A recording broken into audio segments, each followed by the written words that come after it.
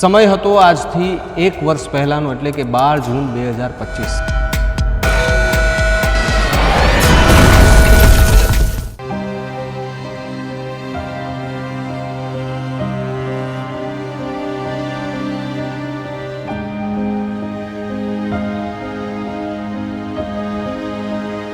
બીજા માળે ચડ્યો ને એવું પહેલા પેલી બેન સળગતા હતા પલંગ ઉપર, નીચે છોકરું સળગતું હતું।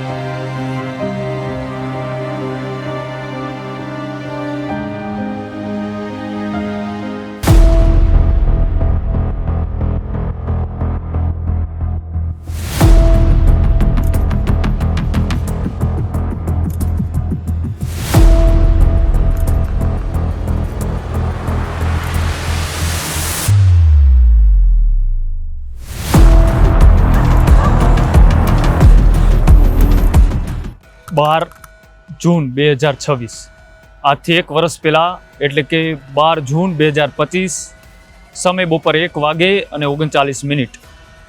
એ સમય અમદાવાદ માટે ખૂબ ભયાવક હતો।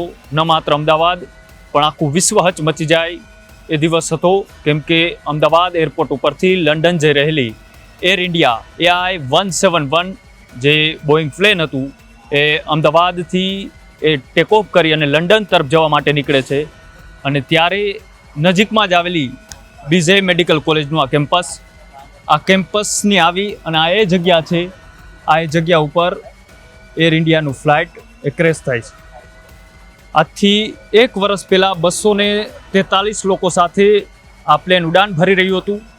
આ પ્લેનની અંદર બેઠેલા મુસાફરો એ કોઈક પોતાના સ્વજનોને મળવા જતા હતા, કોઈના નવા મેરેજ થયા હતા, તો કોઈ પોતાનું ભવિષ્ય ઉજ્જવળ બનાવવા માટે, કારકિર્દી બનાવવા માટે પ્લેનની અંદર સવારી કરી રહ્યું હતું। કમનસીબી અમદાવાદ માટે કાળો દિવસ, અને સાથે જ ગુજરાતના પૂર્વ મુખ્યમંત્રી વિજયભાઈ રૂપાણી પણ આ જ પ્લેનની અંદર સવાર હતા। અને આ એ જગ્યા છે કે આજથી 1 વર્ષ પહેલાં એ એર ઇન્ડિયાનું AI-171 બોઈંગ પ્લેન આ જગ્યા ઉપર આવીને ગણતરીની મિનિટોમાં ક્રેશ થાય છે। અમદાવાદની અંદર હાહાકાર મચી જાય છે। વિશ્વની અંદર આ એક એવી ઘટના હતી કે તેને અચંબિત કરી દીધા, લોકોને વિચારતા કરી દીધા કે પ્લેનમાં મુસાફરી કરવી કે નહીં।